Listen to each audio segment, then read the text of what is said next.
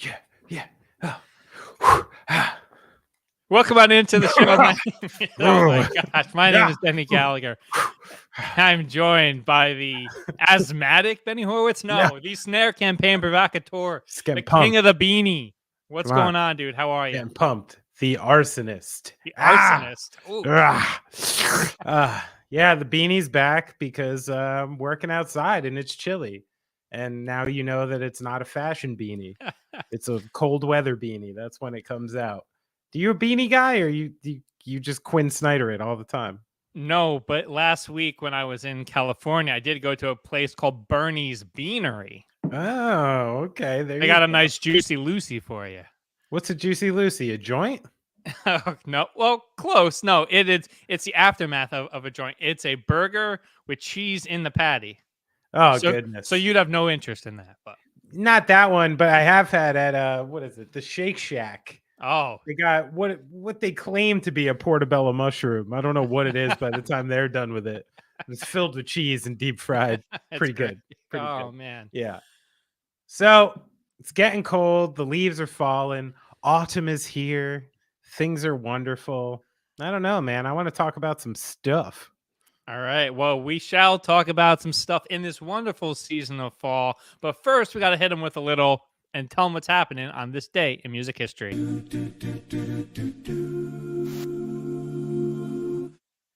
I love it. A little straight no chaser there for you. Benny Horowitz, what do you have for me today? All right. On this day in 2002, Mick Jagger, Keith Richards, Tom Petty, Elvis Costello, Lenny Kravitz, and Brian Setzer guest star on The Simpsons in an episode where they run a rock and roll fantasy camp.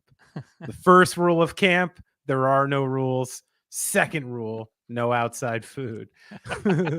So my question to you, this is a very entertaining episode. If you got to like, you know how you get to go like, oh, you get to play an inning with Cal Ripken if you spend like $10,000 or something. If you got to go to a rock and roll fantasy camp, which of these artists would you choose as your camp counselor? Tom Petty, no question.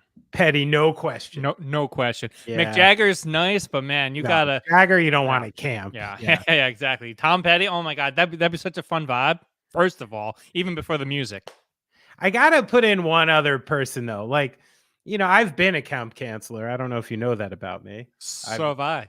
So, as you know, there's a certain like sprightliness that goes a long way in trying to get a bunch of kids organized.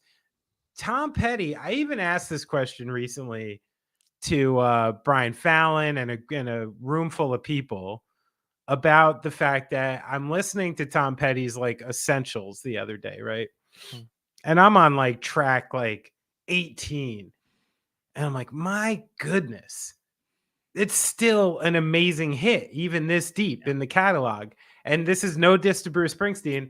If I'm on song 18 of Bruce Springsteen's, I'm in like pretty deep cut territory for Springsteen stuff. You know what I mean?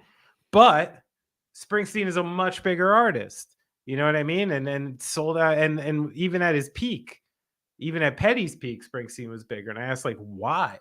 And apparently it's just because like Petty's vibe, man. He, you know, not a showman, not a over the top person, not like that crazy type of performer. And, you know, maybe that like, of course, he had a wonderful career that, you know, should be sought after, of course. But I make this point to say, don't you maybe want to give Lenny Kravitz a shot as your camp counselor?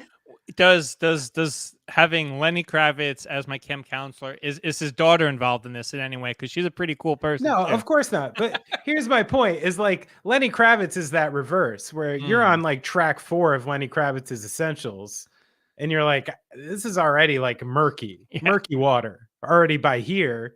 But why is he so famous? Because he's Lenny Kravitz. Because he's fucking cool, yeah. He's fucking cool. Imagine spending a day outside at like the nature shed, you know, with Lenny Kravitz, like making crafts. Who do you want to craft with in this group?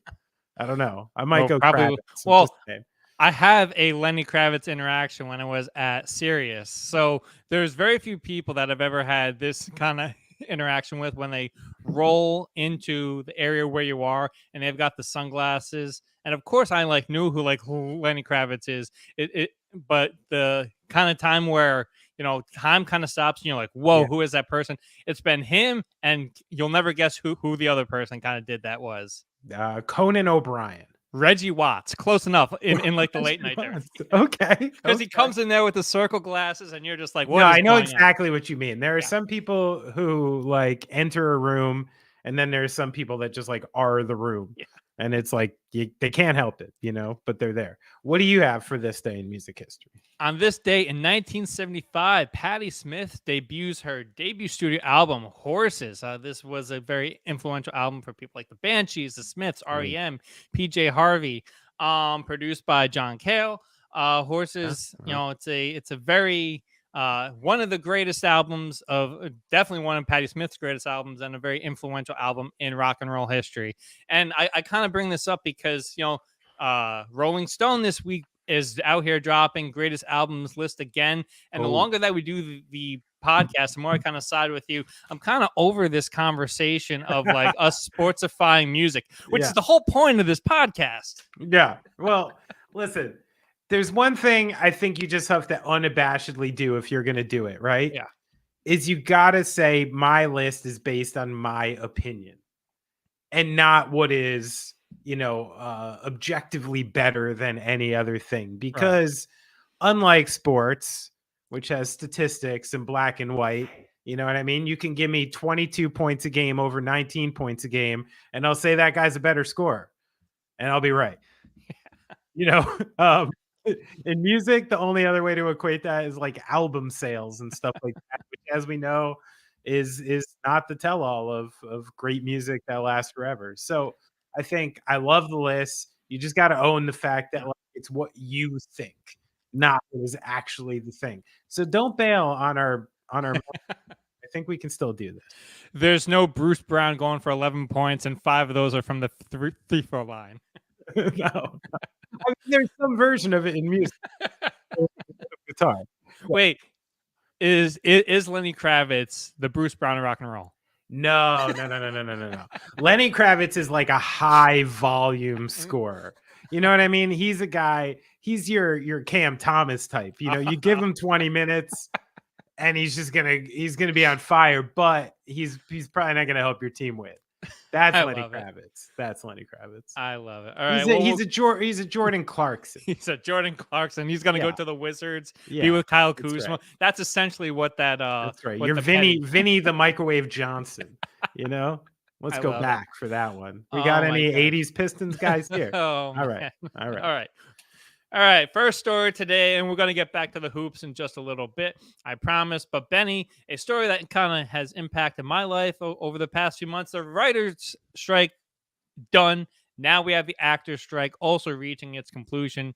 The Hollywood actors have reached a tentative agreement with the major film and television studios to end the strike. They announced this on Wednesday. The strike went for 118 days. The Alliance of Motion Pictures and Television Producers, which represents the studios, have been negotiating. And some of the big points were a increase in salary, obviously. But one of the bigger things, and the thing that I think kept this going longer, was AI protection for actors.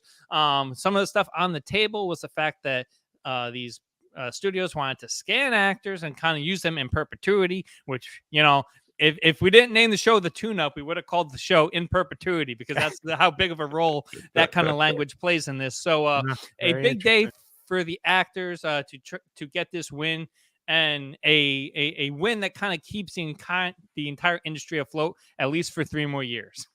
Yeah, I feel like this is kind of like the NIL deal of like the entertainment industry, Like there was an obvious problem for a long time, and it was getting worse and worse. And now with AI, it was about to hit its culmination.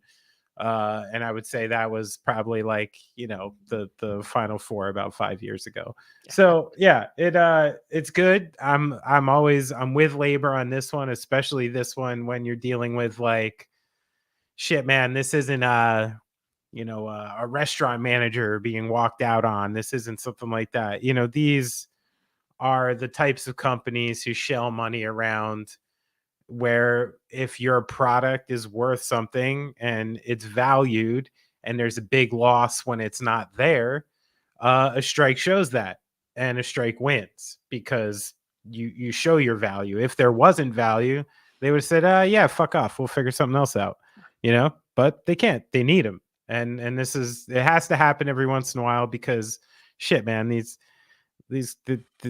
take a business ethics course. They're not going to do it on their own. You know what I mean? They need their hand held, and you got to push for it. And I'm happy about it. I'm glad we can all just guilt-free watch a bunch of shit again. That's right. And the subject of crossing the picket line, and not being able to promote stuff that you worked really hard on. Like imagine if you couldn't come on here and like promote the record and talk about the record at all. Like it had to be like mum's a word because you didn't want to. So I'm glad that creatives can get back to creating and move into the future. So yeah. Did I tell you? Did I tell the good people that when we did the CBS morning show, little do we know, we're picked up from the hotel in a van, get taken in front of the Paramount building, right in front of the strike. Oh no! And had to walk through.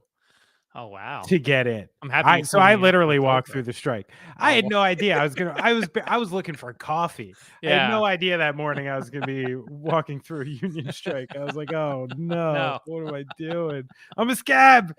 Oh well, scab no longer. It's over. So maybe that's why we didn't do a pod. Well, last I have week. a maybe I thing. knew. I have a reverse thing going on with SAG-AFTRA. Like I used to be on TV enough. Yeah.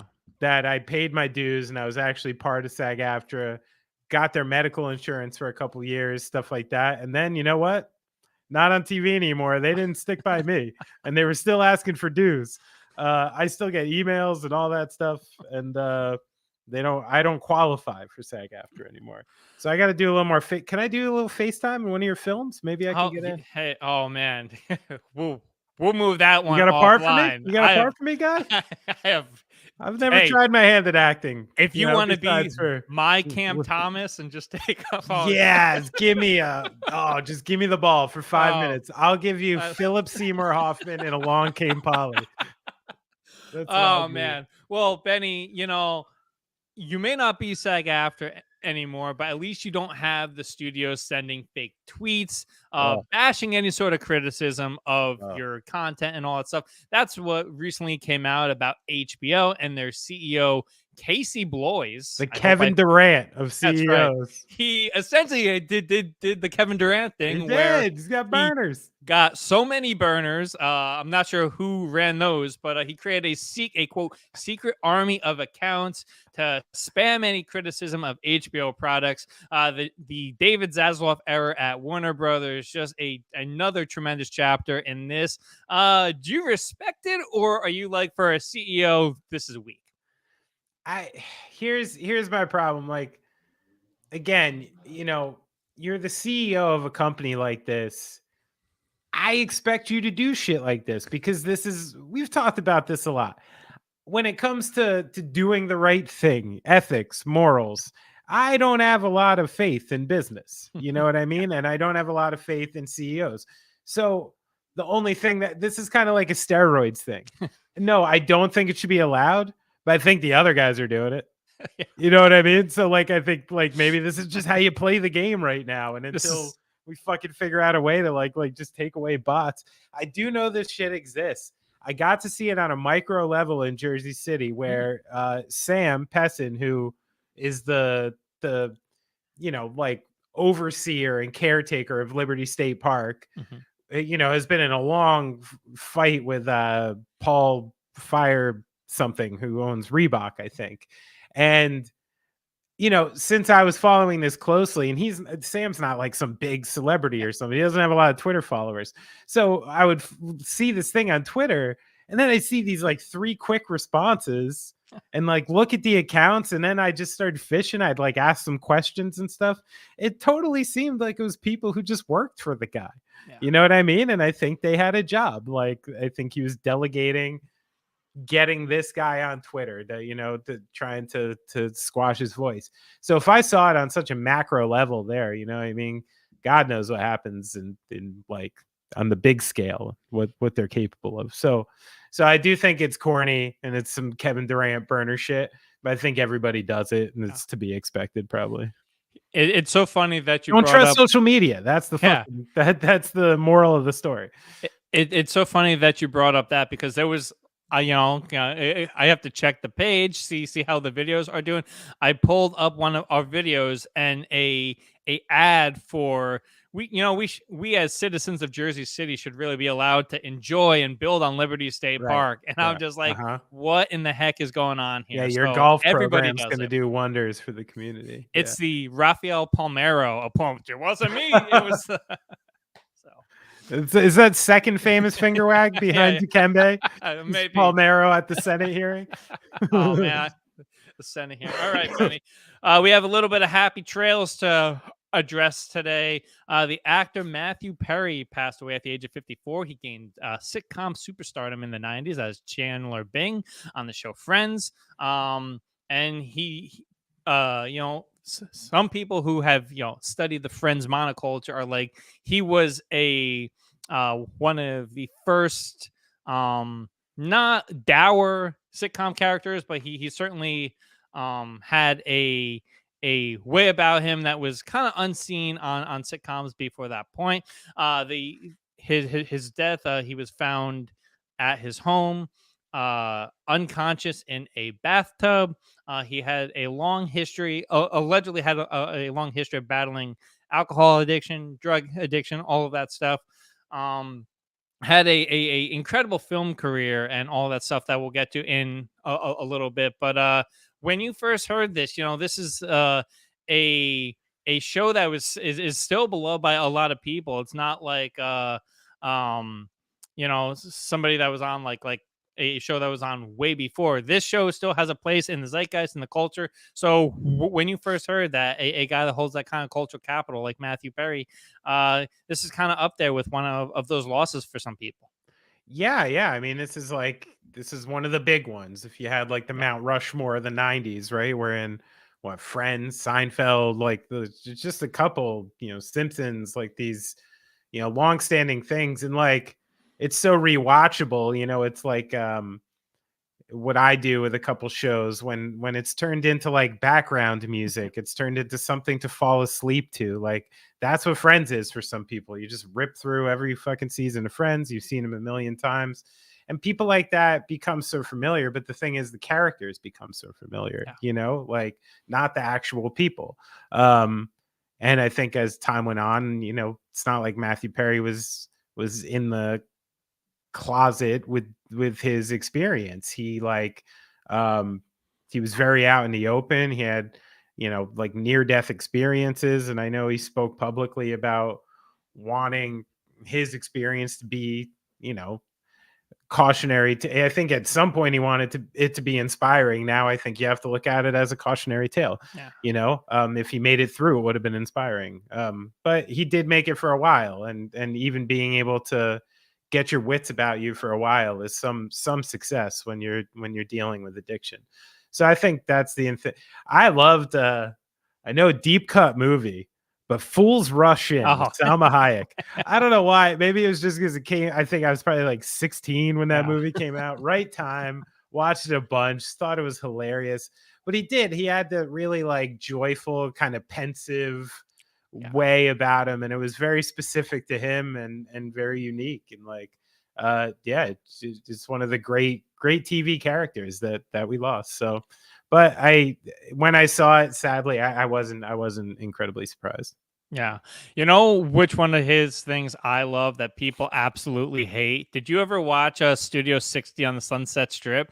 It was oh my god, Aaron Sorkin, the guy that created the West Wing, trying to do his mix of like what he does with the West Wing with the Larry Sanders Show meets SNL, and he was the star of that. It lasted like 8 episodes. But, incredible NBC Your show. description sounds terrible to me, but I would love that. Yeah.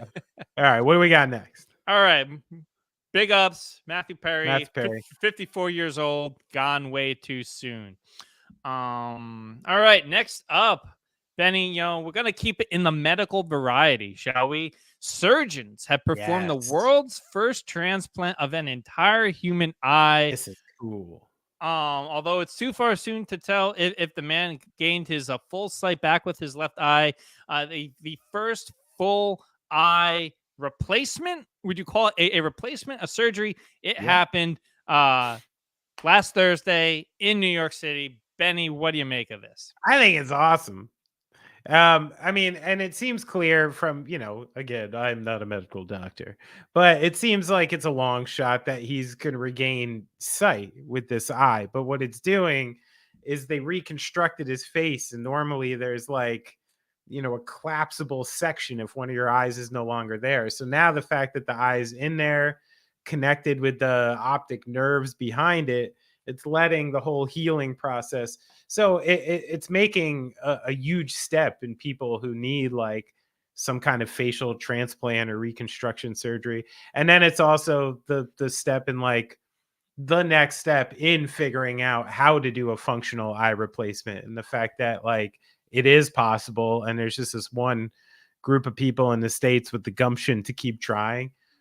So it's an awesome success, and I think we're getting closer and closer. And as you know, I think it can't come soon enough for humans to just become cyborgs, and I'm into it. See, I knew it was going to go the Terminator route. Soon you were just going to try to dress it up politically. Oh, Listen, medical advancement. No. listen, Hell I'm on earth. happy. This man and the and his family and the team that worked on it. I'm very, very happy for all of them, but I'm also happy to just, I really want to see the Matrix, unfold on itself while I'm still alive. And this is a great step. Did you see that video on Insta last week? It was a robot that goes up to one of those punching like at the arcade? yeah, Yeah. and like took its full swing and like broke the thing, got the highest score possible. Oh, we're yeah. making little bit of advancements here and there that it's like, oh man. And that's something, what? Sometimes I really stay up at night just hoping for that. For a robot that just walks into an arcade and can punch that bag really hard. Like that's awesome. A lot of tickets coming our way. A lot of tickets. All right. Well, we got the eye. And what happens, Benny, sometimes, your vision gets a little blurry. Why? Because you may have had too many old fashions in Wisconsin. And old fashioned, well, no, old fashioned didn't come down with the ruling. Wisconsin came down with a ruling that an old fashioned cocktail has to come with brandy, not bourbon. The state lawmakers are making it somewhat official, a bipartisan resolution. Hear this. We can't agree on anything, but Wisconsin can agree on a bipartisan resolution declaring brandy the official Wisconsin state cocktail in the old fashioned. That won approval on Thursday in the state assembly. It's a resolution, not a bill. So even if it's passed in the state Senate, the brandy old fashioned won't make it onto the list of official other state symbols. This is going to be a state symbol in Wisconsin. I love it. I mean, well, this is eye opening to me because I didn't know this was a thing in Wisconsin. If I did, I would have consumed more old fashions there. It's not a great drink. Do you like it? You my love it. Favorite. I am, but I am because this is why the story made it, because you're an old fashioned guy. Because, okay. but I just think of Don Draper, and then I think I tried it maybe once when Mad Men was out. I was like, oh, it's pretty good. But I think I fall victim to this drink. A, spent 4 wonderful years in Wisconsin, and right. B, you have the adult version of getting, how when you used to get like a Shirley Temple, they'd put like the cherries on top. It's like the alcohol soaked version of that. That's great. Right. Don't drink it as much as I used to because I can't and keep up this physique, but I am a rye whiskey person. And so this is a little bit hurtful to me. Oh, I see. Okay. Wisconsin spurning you. I know. You're going to have to go to another state for the kind of old fashioned you like. Yeah. See, now next, I kind of want to write an email because last time I was in Madison, I hit up friend of the show, Rob Domovsky of the Green Bay Packers beat.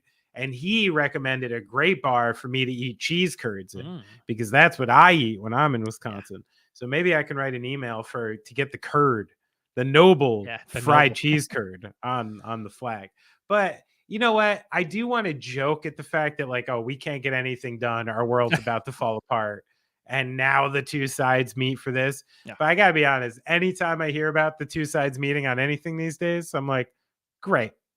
Maybe this like sewed a relationship behind closed doors that'll actually like functionally help somebody. I hope, I love the fact that there was probably like a big brandy like super PAC campaigning for this for years, and they finally got enough money together. But while we're on the topic of Wisconsin and drinks, I gotta know, where do you stand on the Bloody Mary? I stand nowhere. Where am I supposed to stand? No, because there they come with fried chicken, they come with burgers, they come with your curds.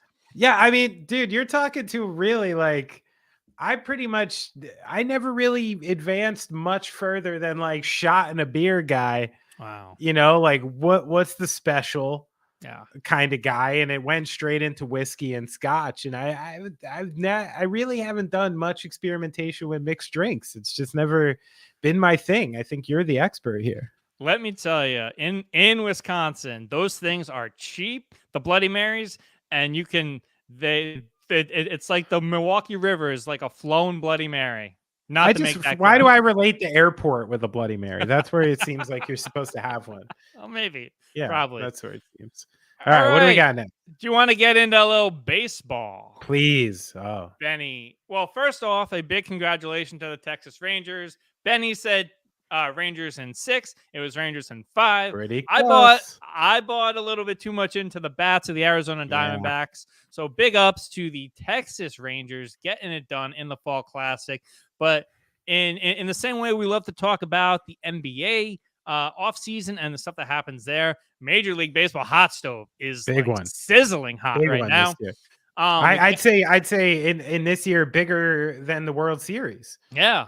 I think the topics that came up after trumped the Rangers World Series. Within a few days of the season ending, we saw Brewers manager Craig Counsell. They had a first round out to the Diamondbacks. He switched to go down to Wrigleyville and be the new manager of the Chicago Cubs. This comes after the guy who hired him, Dave Stearns, goes and takes over the Mets, who will talk about him and the Ohtani situation. But Craig Counsell going from the Brewers to their rival Chicago Cubs, that one hurts a little bit. And you know what? Maybe that's why they have to make a official declaration about old-fashioned, because this one hurts. A Wisconsin boy getting hurt a little bit too much. I think he's from Indiana or something. But yeah, like he grew up around there or something. Yeah. I don't know. But yeah, like, but you gotta, here's the thing. This is like you don't get Giannis all the time. And the Brewers are a small market team. Yeah. They often, when they, develop like a really strong player or a group of players, a bunch of them got to walk. They can't re-sign everyone. And the Cubs are one of those teams. When you go to the Cubs, they happen to have a nice young core of stuff going on right now, besides for Bellinger, mostly locked up. I think it's like one of those like, oh, sorry, guys. I brought you to the playoffs a bunch.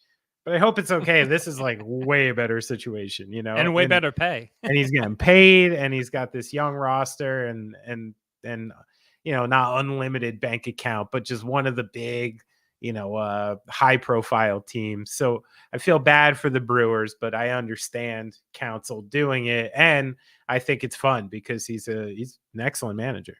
What an absolute swing for the Cubs, though, that they fire a club legend in David Ross. To bring in Counsell, who, if I was a guy like David Ross, you kind of got to leave the World Series as like your thing. I think he tried to be a little bit of a Icarus. He tried to do it as a player and as a manager. Yeah, may have flown a little bit too close to the sun, and he hurt his entire rep. Yeah, not a lot of first time managers get over the hump. Maybe that's where they're just playing the odds, like. And he's going to get another job quick, I would say, by next season. So, again, I feel bad for him, part of the business. But Counsell now in his second team doing this, like, I don't know. I love the fit. I think it's going to be it's kind of a home run for the Cubs. It's kind of like how Aaron Boone probably never should have been the Yankees manager. Just leave it alone. At least they asked Aaron Judge in the offseason, apparently. Do you see that story? Yeah. So all right. Benny, let's get into the other stories that are concerning the MLB hot stove. We have a bunch of, some of the headlines are Shohei Oh Ohtani yeah. up for Oh, grabs, oh could be the first $500 million player. Where will Cody Bellinger end up? Blake yeah. Snell, all of these things. Can I? Uh, Yeah. yeah, Can we talk about Otani? There's something that's kind of bugging me, and that's kind of yeah. why I want to bring it up. Like, I don't understand why it's completely being glossed over. The fact that we've already had one Tommy John surgery, and we're basically having another one, and you can't pitch next season. And what are we going into like $500 million range for if you don't have certainty and stuff like that? There is like a little bit of me looking at this, seeing it, knowing that some team is gonna pull the trigger.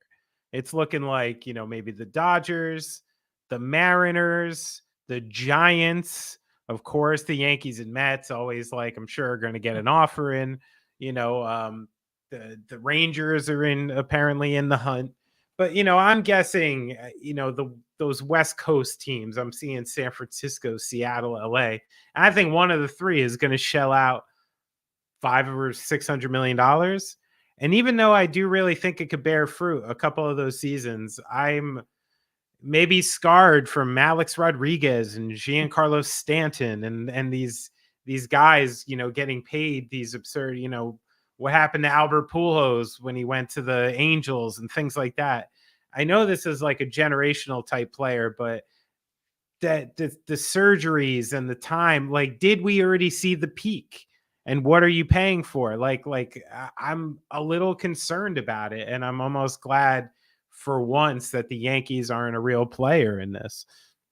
I know I hate to be the wet blanket on Shohei. I love Ohtani. I got his rookie card downstairs. I'm hoping he's a Hall of Fame World Series winning player, and there's no doubt in my mind that he's a generationally good power hitter. You know what I mean? Like, and he's great on the bases. He's an excellent offensive player, but are you paying, what's probably going to be $500 million for that? I'm not sure. You had a better answer the other day than when Brian Cashman was at the fall meetings and seemed completely stunned that reporters asked him about Shohei Ohtani. Like, dude, it's the offseason. What are we doing here? Yeah. As compared to David Stern with the Mets was like, we're Right. going to take it analytical. So yeah, no, Of course it's they're looking. Of course. Of but course. it's interesting that you bring up. It seems like the Giants are always one of those teams that are in the mix. It seems like the Dodgers have kind of, ever since it's become more known about his surgery, that they're kind of off the path a little bit. So Giants yeah. are dying for someone to take their money. Yeah. They have been for a while. Yeah. So, any other things that you're looking at? Bellinger. That's another one that's. Bellinger to the Yankees makes so much sense that I'm kind of terrified by it. I'm always terrified in like that Adrian Beltre sort of way with players with this like MVP level talent who only really have 2 MVP seasons under their belt. And what happened before last season does concern me. It's not a blip. It was almost 2 full seasons of borderline unplayable baseball. I mean, the one thing you get besides, at least you get good speed, you get a nice player in the outfield. He's a good defender. But like last year being a fluke is in play. But I do think because how thin this outfield market is, I mean, after, you sign away Bellinger here, you're quickly going into like, Gurriel from the Diamondbacks, Tommy Pham, good players, Kevin Kiermaier, but complementary players. Bellinger, of course, when he's playing like he did last season, is a huge impact player. And it makes a lot of sense with the Yankees. He hits to power. He hits the right side of the field that they need. So that's where I think they're going. As far as the pitching market goes, we're looking at this kind of, maybe even market between Blake Snell, Aaron Nola, Jordan Montgomery. It's looking like the Rangers are going to grab someone. The Red Sox are heavily in the market for someone. But the big one I'm excited about, again, people are talking Yankees or Mets here, is Yamamoto, the Japanese pitcher who's Still just over his mid-20s. I think he's like 27 or 28. Pitches at a sub 2 ERA in Japan. And the thing I really like about him, in sort of a Masahiro Tanaka sort of style, who obviously the Yankees had luck with, he's got this nice little compact delivery to the plate, which I think ages really well, and that's a guy I would like to see, maybe the Yankees take a swing on, just because it's fun. But I think as far as year-to-year numbers go, you're probably going to see the highest on Yamamoto or Snell, I would guess, because of their age. I love it. You heard it here, though. Hot stove Horowitz over here. So, all right, Benny, let's head to. Told you I was up on my baseball, baby. I know. It's like you're almost at the fall meetings. All right, Benny, do you want to get into a little James Harden? Speaking of wheeling and please, dealing? my favorite guy. Your favorite guy. Let's do it. The James Harden era of the Los Angeles Clippers is not off to a great start, but that's not too surprising. They fell to the Nets on Wednesday. Then, their overall record now sits at 3-4. Harden, doing James Harden things. Is this a case of taking time to gel, which we don't typically see James Harden teams gel, especially this quickly, or is this something that the Clippers are going to have to worry about? Well, of course they have to worry about it. I mean, like, this team looked excellent in the first few games, and they typically did look good when Kawhi Leonard and Paul George were on the floor together, and then they figured out a way to play with a motivated Westbrook last year going into the beginning of the season, and it looked good.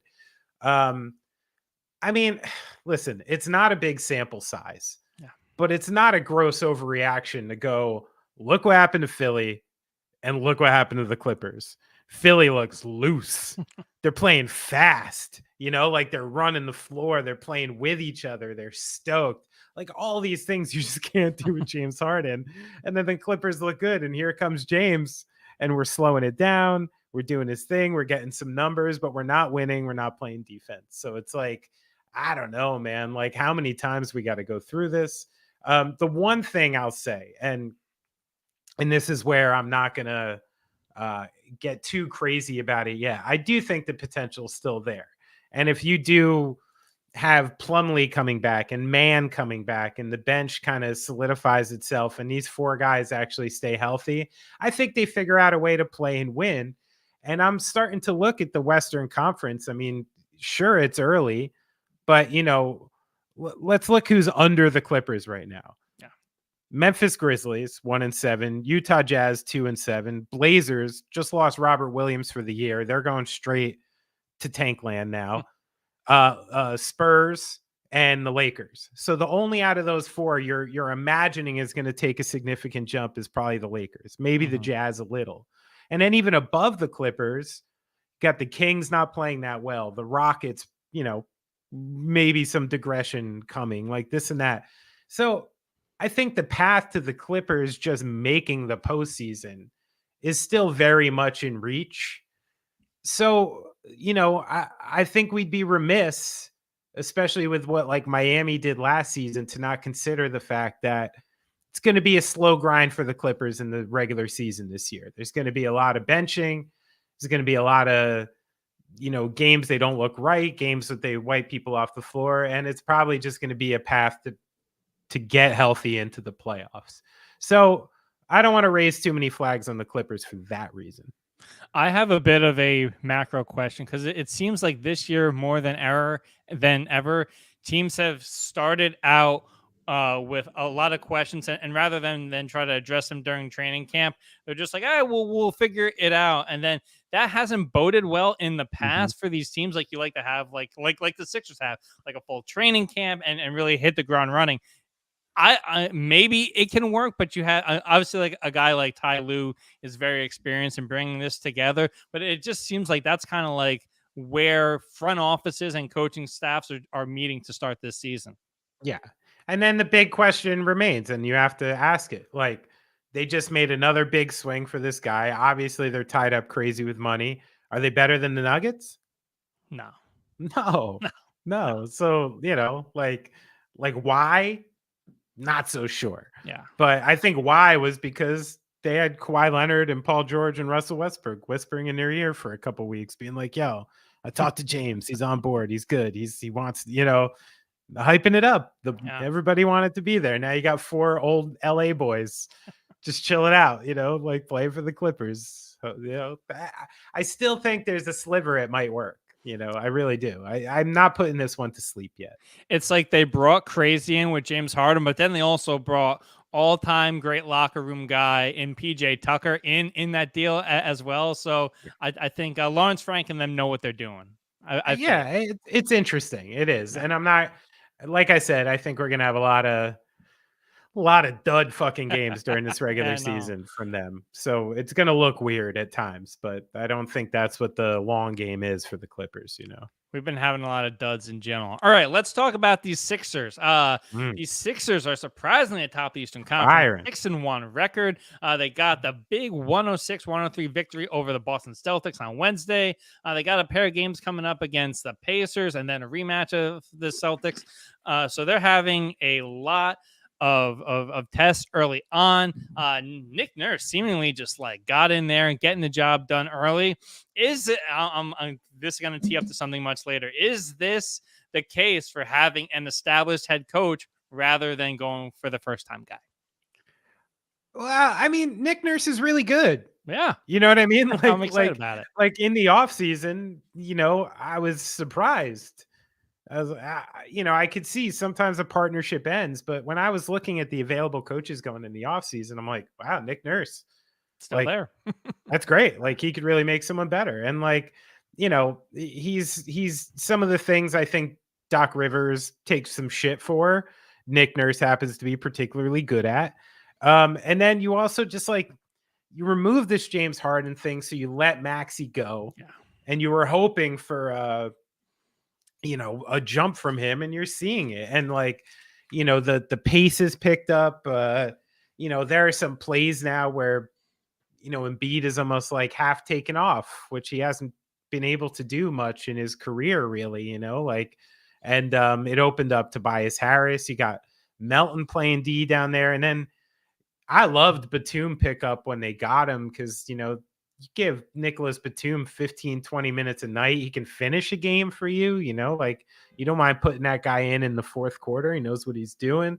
Sixers are really impressive. And I think another, they got the Boston win, and I think another couple wins here, you got to start looking at the Sixers in firmly in that top tier in the East, with Boston and maybe the Bucks. Are the Bucks still there?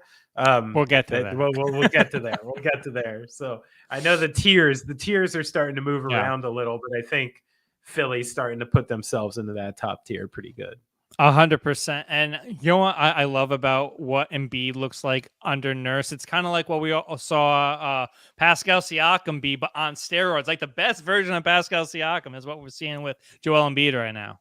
Yeah, that's what happened. And like sometimes you just need people to open up in a different way. And there are, sometimes upsides to coach wasn't wrong, roster wasn't wrong, just wrong for each other right now, for whatever reason, too much baggage, too much whatever, and fresh start. And when, Nick Nurse came in with, with some credibility and people willing to listen and just installed his thing.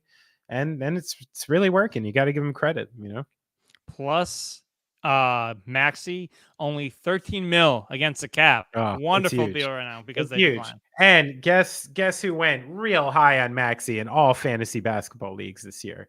This guy. I know this guy. This guy. Yeah, I got him in all of them. People come crazy. It's like, you'll see. No, addition by subtraction for you, Mr. Horowitz. That's it, baby. That's it. All right, let's get to the Bucks now, shall we? You gonna be okay? No, listen, I'm fine with it because you know what I do when sports are very frustrating? I'm like, my life isn't in the balance. There's nothing about this that actually affects my day-to-day life. And yes, we're talking about the Milwaukee Bucks. Giannis Antetokounmpo against the Pacers on Thursday night went for 54 points, but they lost. A little bit because, we have a head coach in Adrian Griffin who decided to get tossed. Oh, you hate Adrian Griffin. You hate him. I just You know what? Nothing frustrates me in sports more than when a team knows what their potential is and doesn't do the little things to get there. And Yeah. that's exactly like, so let's just lay out the timeline a little bit. Adrian Griffin is hired, right? And I'm like, okay, I'm happy about this. I would have loved Nick Nurse, but he was Nick Nurse's number 2. Love this. Giannis loves him. And then a little bit way through training camp, we're like, Terry Stotts is going to be on the staff. I'm like, Yeah. great. Love Terry Stotts. Love him and then this would be for Dame. Then we get Dame. I'm like, here we go. Let's do it. And then about a week before the season, Terry Stotts is out. He just quits during practice for an undisclosed reason. So now it is the Adrian Griffin and hello Milwaukee Bucks old friend Joe Prunty. He's back. And so last night, Adrian Griffin gets tossed from the game. He was saying he was trying to stick up for Giannis.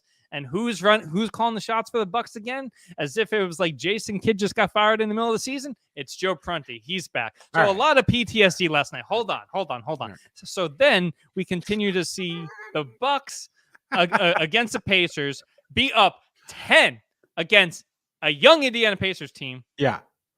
And they blow it.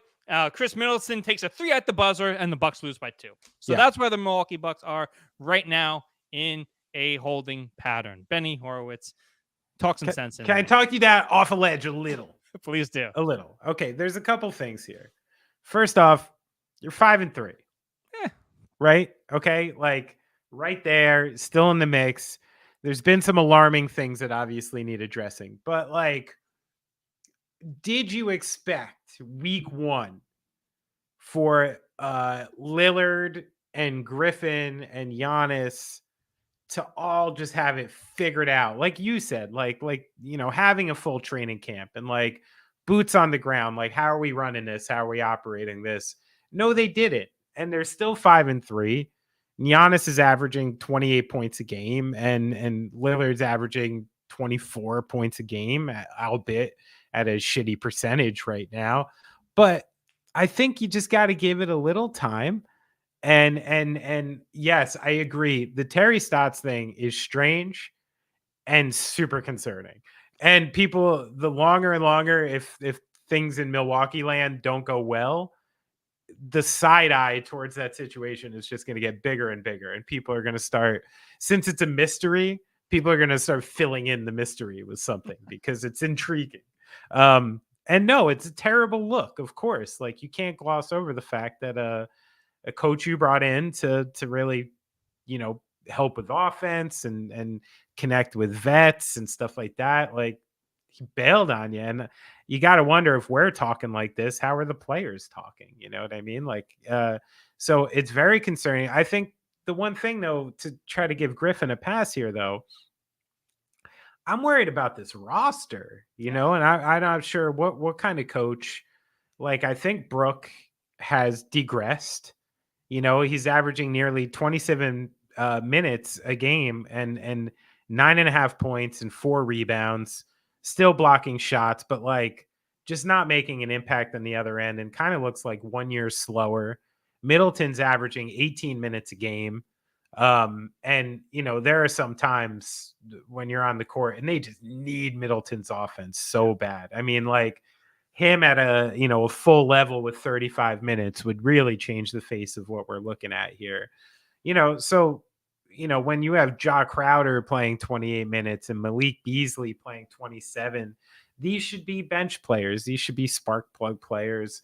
Ja should come in for certain types of minutes. Beasley should come in for certain types of minutes.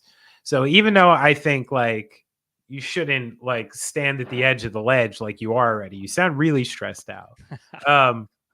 Like, I think there's time to address these concerns, and it's not like they're like 1-7 right now and in panic mode. It's like when you maybe had your worst stretch of the season potentially, and you're still sitting there 5-3, and your 2 best players are healthy, like, could be in worse shape. You know what really gets fixed, though, and the concern is on the defensive front. You knew there was going to be a drop off when Holiday got traded away, but the way that they've tried to tweak the schemes that worked last year into the new personnel, and they just haven't worked. And you have guys that are like coming off screens and are just being left completely alone. It's a very un-Bucks defense right now, and that's where the entire panic for me is, because how rarely do we see that get corrected throughout the course of a regular season?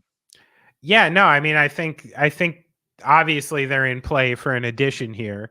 But I think what happened to the people who really got behind the Bucks in the offseason, I think they sold themselves on the fact that like you can watch Beasley and Dame, let a lot of people go, but they're gonna meet Brook and Giannis at the rim. But that was kind of like the Bud approach, and that's sort of the way he approached defense. And like I said, I think Lopez is maybe a step slower, and maybe the other guys are a step worse on D than you thought.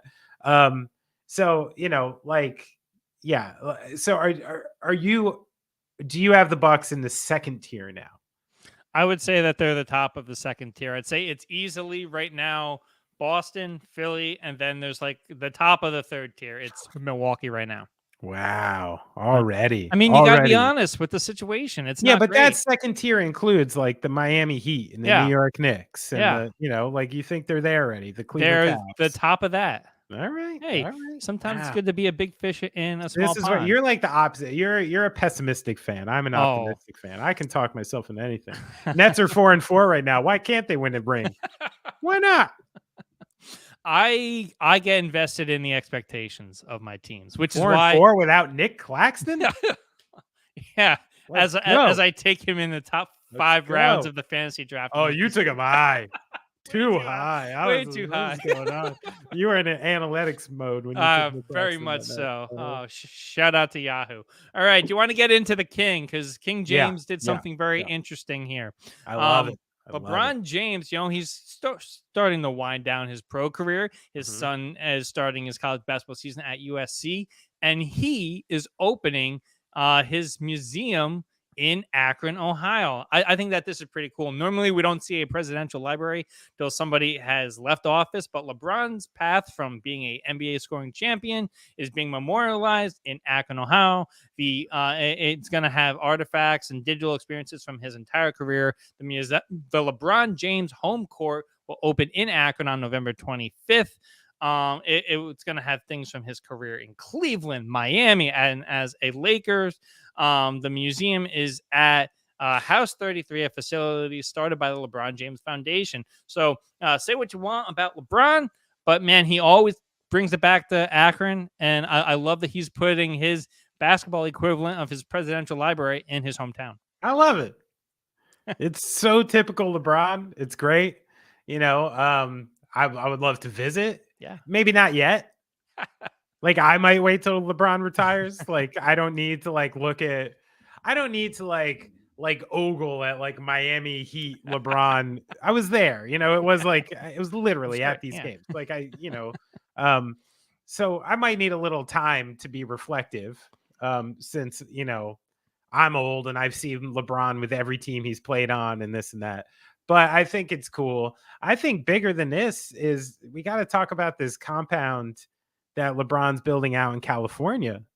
He got like I don't know if you've seen this. It's like $100 million compound, or like I forget what the number is, or like 100,000 acres or something. And he's building a giant studio and a court and like all this stuff. And I think he's following in the Kobe, method there. Like let's fucking produce a film here. Let's do this here. Probably fucking open up a school there. And I was just thinking, where this led on my train of thought with LeBron doing this?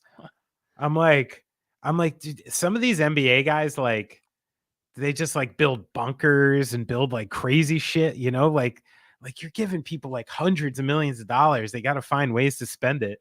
If LeBron can just open up stuff like this, man, people must have the craziest shit. It's so funny because you think back like 100 years ago, who was building the compounds? It was like the Hearst Castle on like Carmel by the sea. And now it's going to just these NBA players are just going to have like their own, for lack of a better way to put it, Graceland. You know what though? But this is when I'm just like, yeah, fuck you. You like the free market? like I've been getting pushed this shit my entire life. Like, oh well, survival of the fittest, up by your bootstraps, free market, blah blah blah. Well, yeah, it used to be William Randolph Hearst because he had a product everyone wanted, a newspaper. No one wants it anymore. You know what they want to watch? They want to watch this motherfucker jump out of the screen on TV. It's the free market economy. He's smart, and here you go. And now he's building compounds, and I love it. I think it's funny. So you know how Orson Welles made Citizen Kane about like the Hearst family? Yeah. That's what I'm going to do about LeBron James. My 5th movie. No one's going to know about it unless you dude, listen to I got to say, you know what automatically came to my mind? Who should make that? Jordan Peele should make that movie. Okay. Oh, how good. Right. How good. Maybe you can pitch it to Peele. I'll have your people call his people, and let's connect this. We can have lunch at Earth Cafe and talk about it. All right. Do you got anything else to talk about today? Listen, with hoops, I am loving the beginning of this season. I don't know if you are. I love the Indiana Pacers ahead of schedule. Halliburton is a beast. I love how fast they're running. It looks like the Mavericks are actually good. I think the most fun storylines are probably like what's going on with some of the teams in the West. The T-Wolves, who I was hoping put it together. One of New Jersey's favorite sons, Karl Towns, like finally getting a team. They play killer defense, best defense in the league right now, and they look pretty legit. I love the ascension of the Houston Rockets, which I called. That was one of my preseason bets, was the Houston Rockets to make the playoffs. I think any other year besides for the Wemby year, we'd all be going fucking berserk about Chet Holmgren, because he's a really exciting guy playing on a winning team, and he is a rookie, and he's probably going to win Rookie of the Year as it stands. And then I think on the other side, we have some teams that are like obviously and quickly like just going the other way. I think Memphis is in real trouble. Portland's going to tank. The Wizards are going to tank. The Pistons, Hornets, the Jazz, they have enough players where I think they'll go on semi runs. It looks like the Bulls are in bad shape.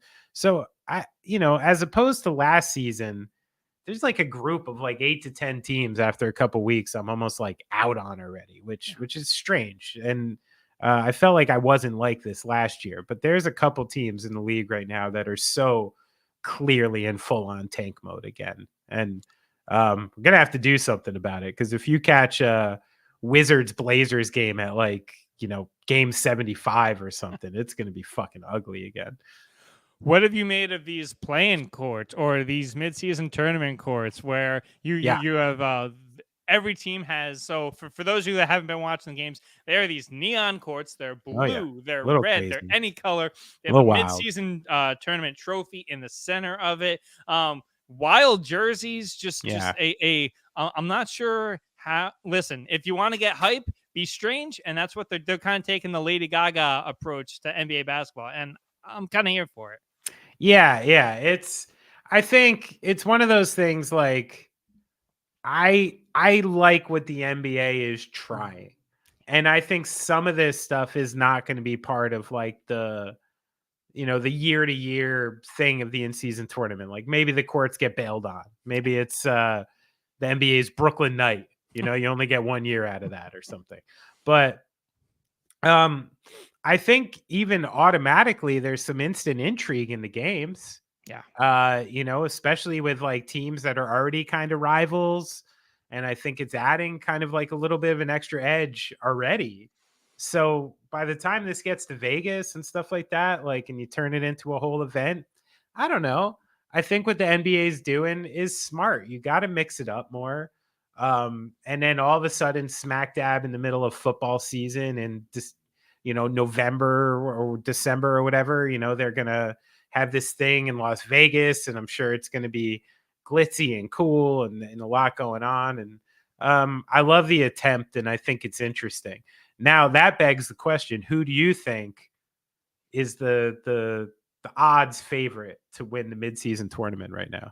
I mean, I said your Nets. Listen, I got to keep with this. I like a team that doesn't have a shot to like really go to the playoffs and go far, but could surprise some people.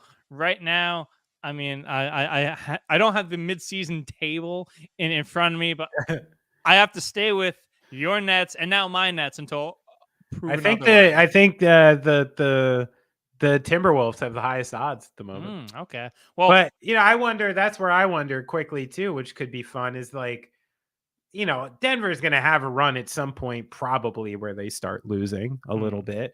But what if one of these teams is just having a season where like, we just don't lose much. Yeah.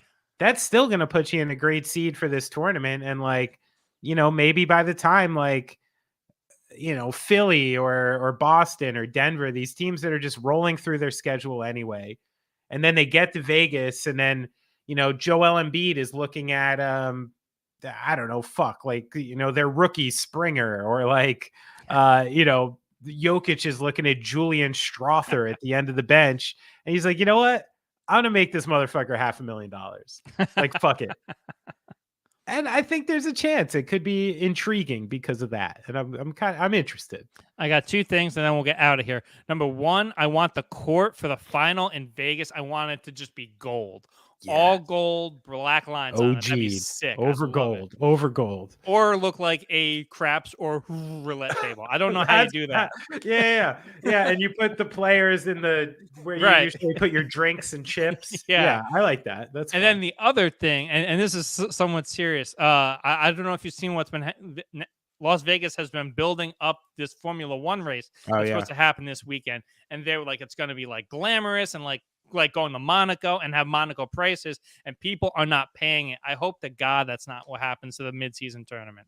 Yeah, I mean, listen, there's a difference between like what you're asking, like what Formula One has going on in Monaco. That's like some Kentucky Derby shit. Yeah. Like, that's like got history and a whole thing, like you can't expect. Remember where Las Vegas is. The desert. It's in the middle of fucking desert. Like, what do you think? Like, there's only so much glitz and glam. Half the glitz and glamour flies there from LA every weekend. Like, so just remember what Vegas is, and it's the in-season NBA tournament, not Monaco. So yeah, I'm setting my expectations a little lower there. And remember what this show is, because you can email us at thetuneuppodcast@gmail.com, 2 P's in there. Follow us on all the social platforms at the TuneUp HQ on Twitter, X, Instagram, TikTok, wherever else. If you want to follow the big man on Instagram, he is at Benny Horowitz. I'm at Deny Gallagher. Ben, you got anything else? Should I have more social medias, Denny? You want me to get a TikTok? Do you want me to run them? I will run your TikTok, and you'll be uber famous. Uber famous. Oh, God, I don't want it. I even denied the Instagram check the other day. Oh, really? They denied me like 2 years ago, and then they offered it. I'm like, fuck you. You don't get my license. All right, Denny, everybody love everybody. Everybody, thanks for coming back.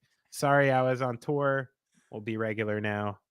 The show has ended. Go in peace. Check them out. You've been listening to and watching the